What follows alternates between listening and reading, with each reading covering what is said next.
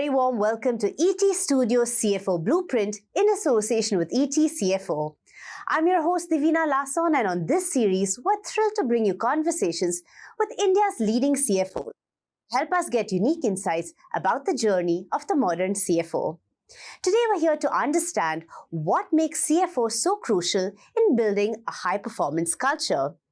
So here to help us deep dive into this and so much more are our very esteemed panelists, Pavan Kumar Jain, CFO, Grasim Industries Ltd, and Neeraj Basur, CFO, Trent Ltd. Neeraj, Pavan, thank you so much for being here today. It's an absolute pleasure to have you on the show. Thank you, Devina, for inviting us to share our thoughts. Yes, absolutely. And we're here to talk about a really key topic today, which is how CFOs are playing a very crucial role in helping to cultivate a high-performance culture in organizations.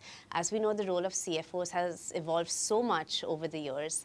And today, more than ever, CFOs are really contributing to high-performance culture in organizations. So at the onset, if I can request both of you, just to help us understand what, in your perspective, does a high-performance culture mean in the first place? Let's do some context setting. Neeraj, if you'd like to kickstart. Sure. Thank you, Divina, for having us on the show. So first and foremost, when we look at performance, we would like performance to have continuity. Therefore, sustainability is an important element from a performance and a high-performance point of view. Is it sustainable? Absolutely. Leading on to that is, over a period of time, if you're saying it is high, then is it becoming predictable? So is it sustainable and becoming predictable successively, progressively? That's the second element. The third one is to do with the scalability. High performance or performance by itself in the context of scale changes context as organizations, businesses scale up. And especially in organizations like yours, where you deal with scale. So scalability becomes an element for us to consider. Also in the context of competitive environment, how differentiated is, when we say high performance, is it differentiated enough? So competitive differentiation becomes an important element in my mind.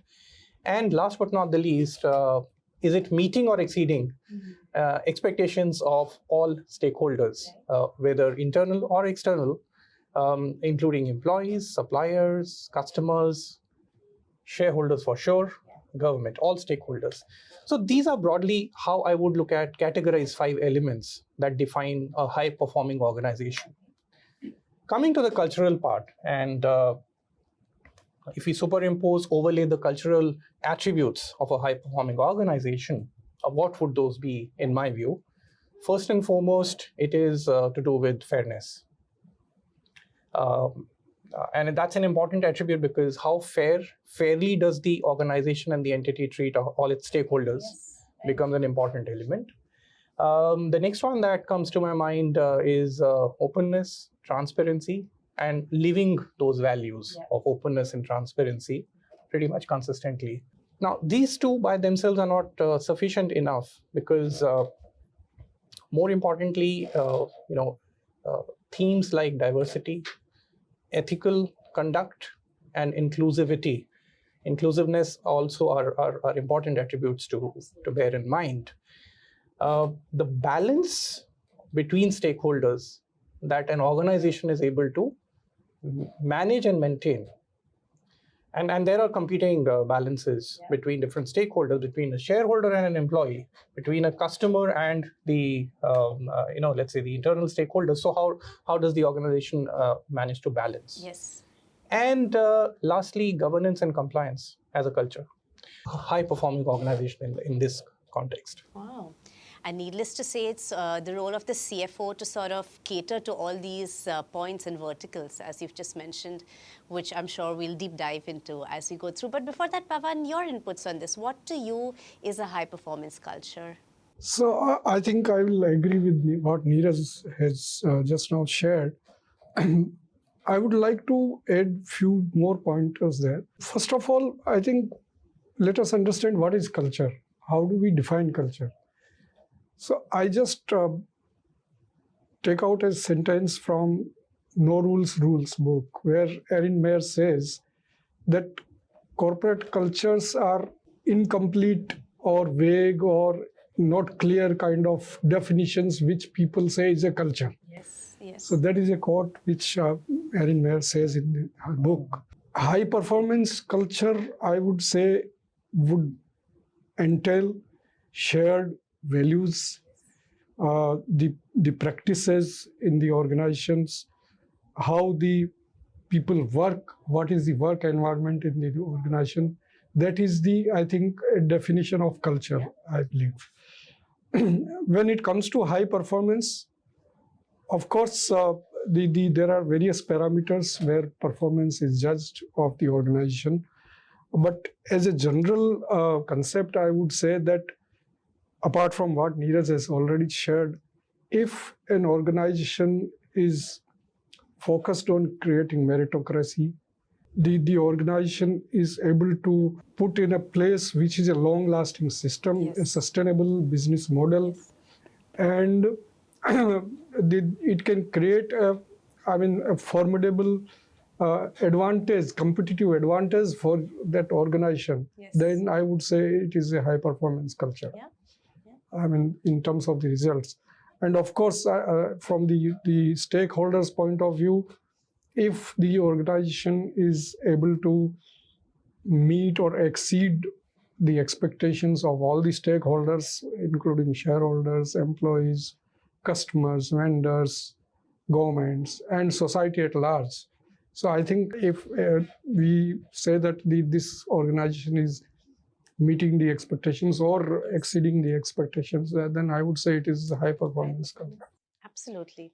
Thank you for sharing that, gentlemen. So that's a great context setting to take our conversation forward.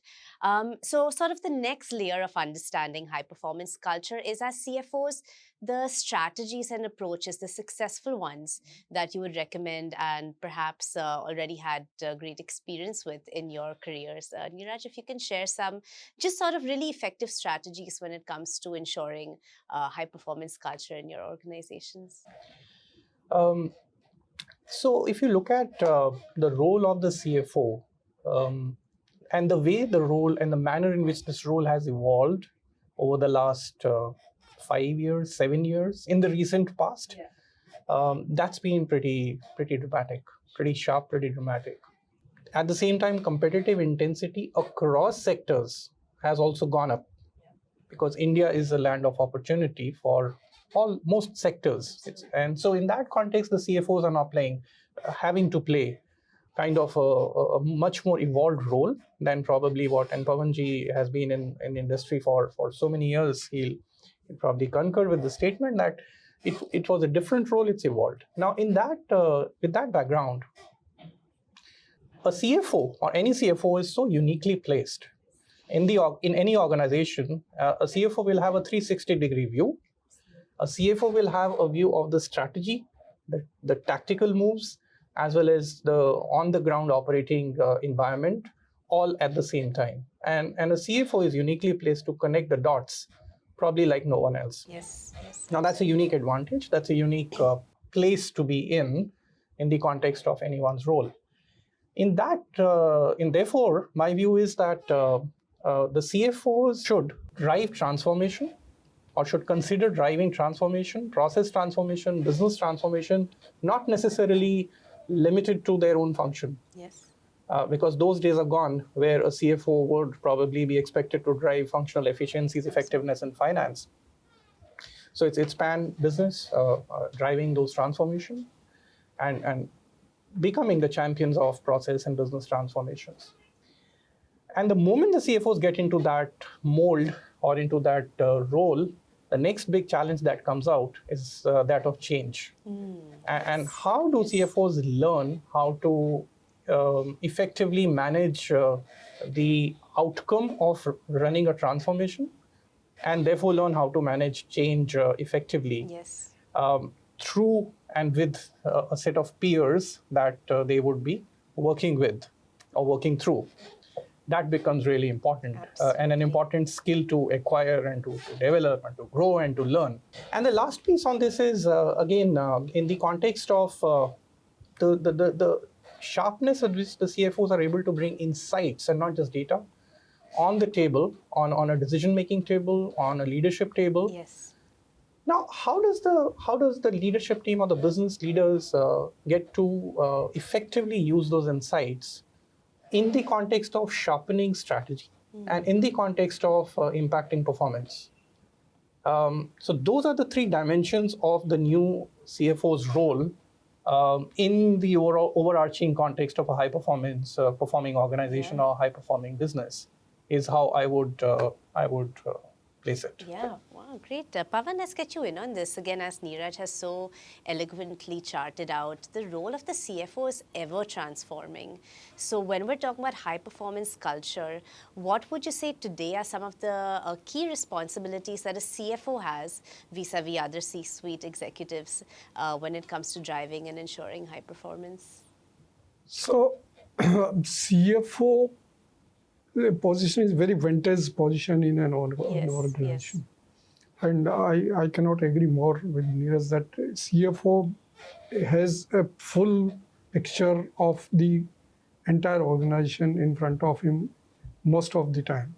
Yeah. While other CXOs have their own kind of limited areas, but CFO, apart from CEO, of course, has, but CEO's focus is differently placed, whereas CFO has the full view of the organization.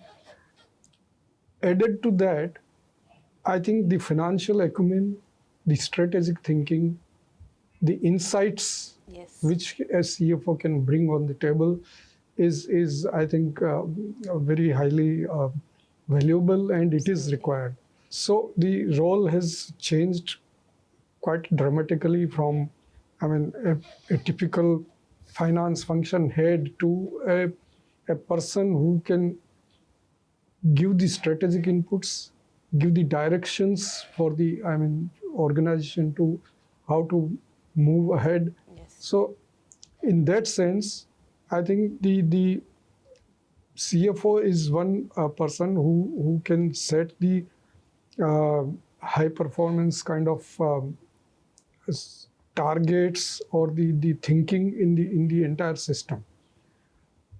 Of course, being from finance function, they have the ability to set right KPIs, measuring those KPIs, how to analyze the KPIs, what are the insights which can be derived, and how do we use those insights in the entire business processes. Absolutely. So that is where I think the CFO's role is now more and more important. Yeah, a complete 360-degree perspective, really. And as you're talking about insights and how to leverage them, how do you balance as CFOs, Neeraj? Maybe you can take this, the input that you get from your insights when it comes to areas of investment with high performance, because it's not always in conjunction, I can imagine. So as a CFO, how do you keep that balance? Okay, let me try and share an example with you before I make the point. So let's say in a consumer durable business, you can imagine and expect the sector to be high on competitive intensity. It is thin on margin profile. Yeah.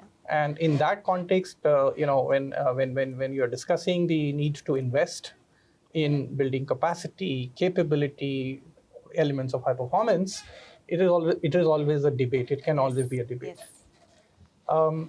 Now, what probably, again, if I take us back to the elements of high performing organization, in that context, scalability was or is an important element, at least in my view. Yeah. So investment in digitalization of processes in a consumer durable business. Yes. And what could that be? The entire supply chain, the distribution elements of the business. Now, these are all elements which can get scaled up, and where if judicious investment is made in digitalizing the processes, such that the impact on the overall efficiencies and productivity are visible, start to make a lot more sense. Sure. So the way I would put it, how to solve this conundrum that you got to invest, and yet there is a challenge of balancing the need to invest. The way probably to resolve that is to have a line of sight on, okay, what will be the impact what will be the outcome, Right. and which elements of performance are these investments are going to help us deliver and deliver effectively. Yes. And and Pavanji already covered this, put in place measurement infrastructure, Yes. measurement systems, such that that feedback should come back. Yes. So it's not just about investing for the sake of investing, but investing sensibly and in a manner that's judicious, yet that helps us deliver results. So that's how I would look at all these needs and initiatives from an overall capital allocation point of view. Yeah. But needless to emphasize that these are no longer, some of these aspects are no longer nice to have. These have become quite relevant, quite important. Absolutely. So in addition to this, Pavan, which is not only acquiring the data, but analyzing it and therefore implementing strategies basis your data, what would you say are some of the biggest challenges that you face? Again, I assume this is one of them, but what are some of the biggest challenges that you face when it comes to really driving high performance culture? So there could be multiple challenges, but as I think, see, first of all, let me say that if you are authentic and if you are committed, I think all the challenges can be overcome. Yeah. Okay, but then yes, there are challenges.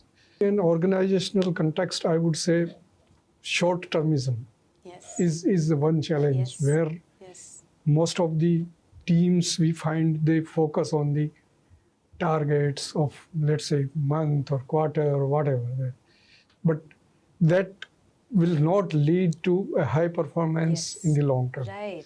So Absolutely. I think that is one challenge which the organizations have to overcome.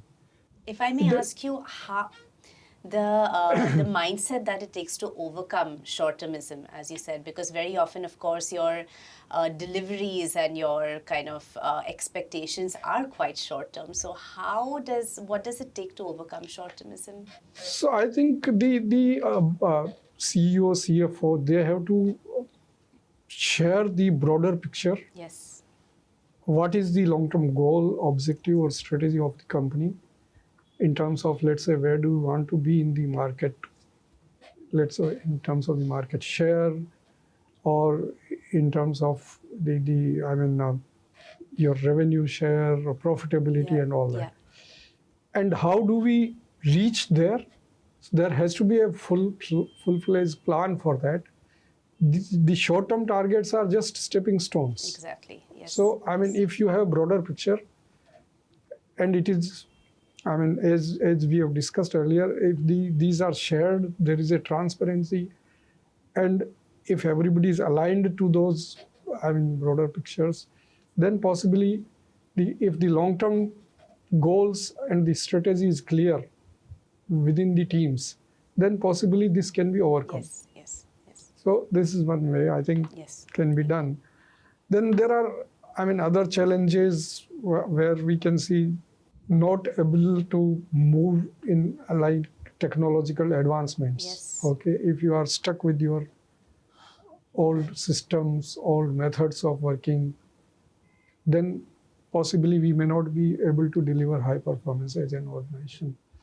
So you have to be agile, you have to be adaptive. Absolutely. To the new technologies, maybe in the manufacturing side, or with the way you deal with your customers, or the way you prepare your data, analyze the data, all those things. I completely agree. And if I can just add another element to what Pavanji was just mentioning, another in the context of this short-termism versus taking a slightly longer duration view, does the organization listen? Yes. Yes. And how effectively Yes. does the organization listen? And clearly there'll be differentiators here, because if an organization is willing to listen to all the stakeholders, then the agility, the kind of the ability to make changes, to accept mistakes, Yeah. to improve, to get better, Yeah. and not just get super focused on next quarter or the quarter Exactly, next to next and so on, can be sort of avoided. Yeah. That becomes another element. I think this short-termism can be also understood that if the business teams are aware that there are cycles, Yes. okay, Yes. there are business cycles, and the organizations have, withstood these kind of cycles. Yes. That I think we should be able to take all those cycles into our stride and move ahead. Yes. Yes. So we should not Without get panic. bogged down by Yeah. those kind of Yeah. panic kind of situations. So Absolutely. that is, I think, another way of overcoming short-termism. Let's kind of add to this, Pavan. So in addition to kind of the qualities and values, as we're understanding through this conversation that a leader, especially a CFO, must have, what would you say in your experience are also some of the KPIs, the sort of key metrics that you turn to as a leader to ensure that your goals and your success strategy and your path is an effective one?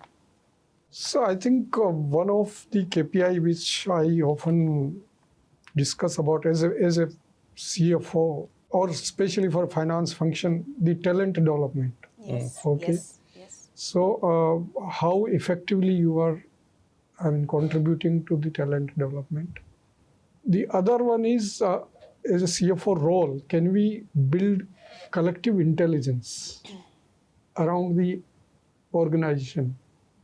So what I mean is that everybody knows and everybody is aligned with what we have and where we want to go. That is, I believe, is the collective intelligence is one role where CFO can contribute, I think, immensely. How do you as a CFO approach communication and delivering your impact through effective communication across stakeholders? Very relevant element for sure. So I guess communication needs to be considered in the context of internal and external environment. Externally, it's so important for us to communicate to stakeholders like bankers, investors, regulators, Yes. revenue authorities, and suppliers, customers, a lot about what's happening in the organization and what can they expect as key stakeholders from the organization. Yeah. And again, I would rather do this proactively rather than waiting for an event. Absolutely. So COVID has taught us a lot, Yes. all of us, I'm sure, in every organization. So if I were to say that, look, I will go to a banker only when we need funds and we need to really borrow or we need to raise financing, at that point in time, the choices will be rather limited. Yeah. Whereas if we are communicating with them on a no-deal basis, on a no-need basis, periodically and regularly, chances are quite good that when we really need, and such needs do land on our tables pretty unexpectedly, unannounced, we'll get help. Yes. Yes. So that's the external, and similarly for the suppliers, the customers, etc. Internally, it matters equally at the same levels of, I would say, criticality, sensitivity. Now, if finance heads or CFOs need to drive change agenda, transformation agenda, an important element of change management is communication. Yes. Carrying people along, carrying stakeholders along. A lot of times we make the mistake, we think that, look, since I'm running this initiative and it's for the benefit of the organization, so my peer, my colleague would understand, or it's so obvious that they should understand. But that's not the reality, more often than not. Absolutely. And unless we take that extra effort, we make that extra effort, we go that extra mile to engage with them proactively. Again, listen to them, listen to their vulnerabilities or their objections or feedback, and do that continuously along the way. Wow, gentlemen, thank you for such valuable insights. Let's sort of pull this conversation together as we slowly come to a close. I'd love to ask you both for your key tips that you would give to all the CFOs out there who are really looking to drive a cultural transformation and growth in their organizations. Key tips. So one, I think the CFOs have to be on the top of their own function, of course. They have to have clear understanding of the entire business processes, right from, the entire value chain of the business, how the decisions will impact the financial performance, Yes. any particular decision. Yes. That clarity is required to be there with all the CFOs. And then communication, as you said, Yes. ability to communicate clearly and transparently, and calling a spade a spade. That is a very important role, I think, as a CFO. One has to be doing that. Yeah. You used a very interesting word earlier, which was authenticity. Yeah. Right, and keeping authentic. Yeah, CFO, in my understanding, CFO's words are taken at very high Yes. face value. Absolutely. Okay, if a CFO says something, whether it is internal communication or external communication, I think it is treated like a final word Yes. most of the Yes. time. Yes. Yes. And therefore, it has to be authentic, it has to be, reliable and clear communication, I feel, has to be there. Great responsibility. I'm sure Pavanji would have started his career. I started my career with an accounting heavy Right. Yes. profile. Yeah. Today, probably accounting is less than a single-digit percentage Wow. of what probably Fascinating. I do. It's those skills were relevant then, no longer. So, first suggestion advises for people to take stock of skills, and Upskill, and reskill. upskill, learn a new skill. Second suggestion is for people to inculcate a habit of reading. Reading is such a powerful habit. Wonderful. Now, reading may not be necessarily literally reading. There are now various digital ways of reading, listening. But that's such a powerful way of continuing to upgrade the skills as well. And the last piece is, which is a recently evolving theme, and I do see CFO's role will become quite relevant, is the ESG Yes. theme. Yes. CFOs have been historically more focused on the G. That comes naturally. Yeah. And the general thinking could be that, look, the S is for the CSR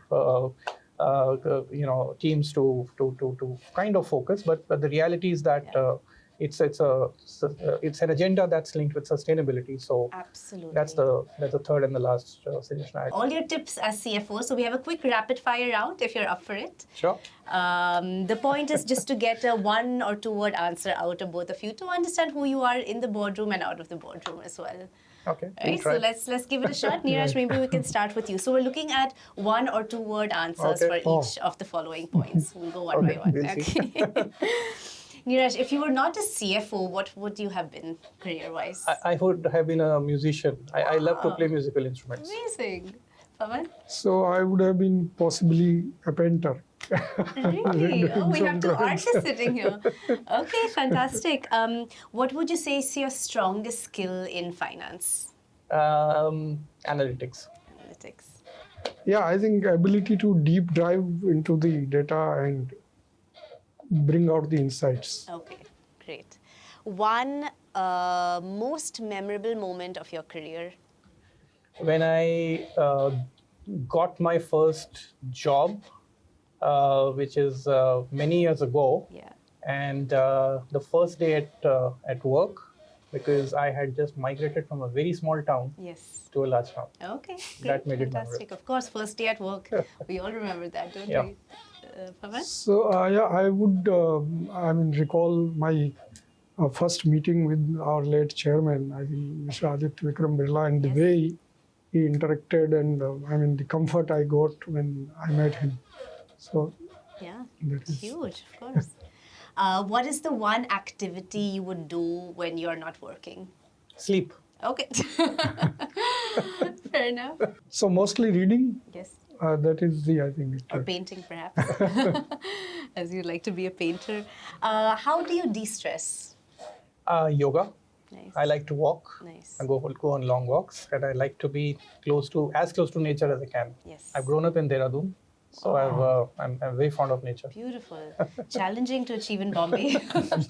So I go back to Dehradun pretty often. Okay, great, fantastic. So music is my Music. stress buster. Yeah. Great. What is the first thing you do when you wake up in the morning? Exercise. I do yoga. So morning walk, just after morning jaws, you go for walk, etc. And at least half an hour of yoga and exercise. Wow. So very meditative, both of you. I'm sure actually this is a very important skill as a leader on both your positions. So great to know that. What keeps you optimistic amidst crisis, especially when it comes to numbers? Trust. People want to help and people want to be helped. Wow. Beautiful. I've seen the business cycles, so I think I know that this will pass through. So there's no problem. Also pass through. Always optimistic. Yes. Confidence. Wonderful. All right. And again, as we have two artists here, who is your favorite singer? Kishore Kumar. That's a quick and easy answer. And Lata Mangeshkar. Okay. So I like Kishore Kumar as most. Favorite song in that case? Many songs. Kishore Kumar's songs, all favorite film songs, like Jindagi Ka Safar, all those things. I see some agreement. Neeraj, same favorite song? The favorite one, there's another one, Pal Pal Dil Ke Paas, Kishore Kumar. Another one which is quite nice, not Kishore, it is Geeta Wali, old song, Waqt Ne Kiya Kya Hasi Sitam. Recently, few years ago, sung by Amitabh Bachchan again. Right. Very nice song, deep meaning. Again, two real artists and music aficionados here. Who's your favorite cricketer? Sachin. Of course. Pavan? I think Dhoni. Dhoni will be my favorite. So, even being a wicketkeeper, how he keeps full view in his thing and being a successful captain, I think it's... Yeah. Great. On second thoughts, I would like to change. You're inspiring each other here. Nice to see that. Okay. And again, you both across your careers must have traveled so much professionally and personally. So what's your favorite travel destination? I love going, traveling within India. My favorite destination is Kerala. Kerala. Nice. Kerala. Again, nature. And otherwise, Europe. Outside India. Again, nature. Yes, true. Same here. Nature is the, favorite. So any spot, any destination? Anywhere. We are all, hills and beaches kind of things. And abroad, wherever, like Europe is the most favorite. It is. And of course, some pilgrimage also. Every year I try to do something. Nice. Wonderful. Okay. And finally, one reason why you love finance. So much to do and so much to contribute. It can be as wide as you want it to be, this field, or as narrow as you can want it to be. So it offers both, breadth and depth, and ability to add real value, and not just in terms of rupees, paisas, and bank account, but real value. Fantastic. So I think, first of all, the family background is like that. That is one aspect, of course, how we got into this. But ultimately, I feel everything boils down to the finance. It looks, so whatever you do in the entire organization, the performance is finally measured by way of what kind of results have been delivered. So that is where I think the finance is very important, and it gives you the whole view of the organization. You can do a lot of things across organization. I think that is the... All right, gentlemen, thank you so much. Thank you for giving also all our viewers a chance to understand CFOs and who a CFO is in the boardroom, outside of the boardroom, and all the tips that you provided us with today when it comes to really building a robust, high-performance work culture. It's been an absolute pleasure talking to both of you. Thank you. Thank you, Divya. It's been a pleasure for me as well. Thank you. All right, on that note, that's all we have for you on this very power-packed episode of ET Studios CFO Blueprint in association with ET CFO. But do stay tuned for more in-depth conversations like this, where we chat with India's leading CFOs who inspire us with their success stories, leadership, and insights. Until next time, many thanks for watching.